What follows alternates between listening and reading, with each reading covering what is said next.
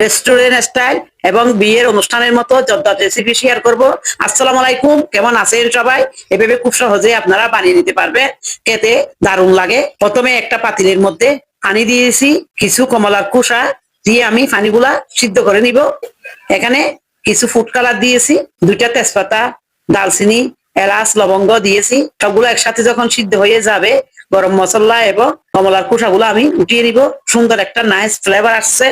আধা কেজি সুগন্ধি পোলাও চাল ধুয়ে পরিষ্কার করে চালটা দিয়ে দিচ্ছি, রান্না করে নিব।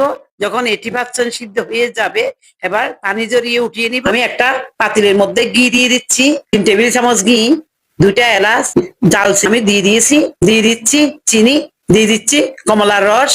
চিনি আর এই কমলার রস দিয়ে রান্না করে নিব। 1 চিমটি লবণ দিয়েছি। যখন এরকম বলক চলে আসবে, চিনিটা গলে যাবে, এই শিরার মধ্যে জর্দাটা রান্না করে দিব।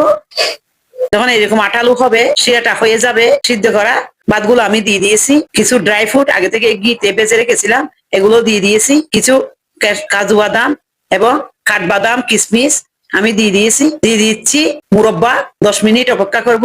এখন নেড়ে ছেড়ে রান্না করে নিব। যখন ভাতগুলা হয়ে যাবে, আমি এখানে একটা প্লেটের মধ্যে সার্ভিং ডিশে আমি সাজিয়ে নিয়েছি। দেখতে কত লোভনীয় হয়েছে। কতগুলো মিষ্টি আমি আগে থেকে বানিয়ে রেখেছিলাম। এবার দিয়ে দিচ্ছি কিছু মাওয়া। খেতে অসাধারণ লাগে। এভাবে খুব সহজে আপনারা বানিয়ে পরিবারের সাথে সার্ভ করতে পারবেন। সবাই ভালো থাকবেন। আল্লাহ হাফেজ।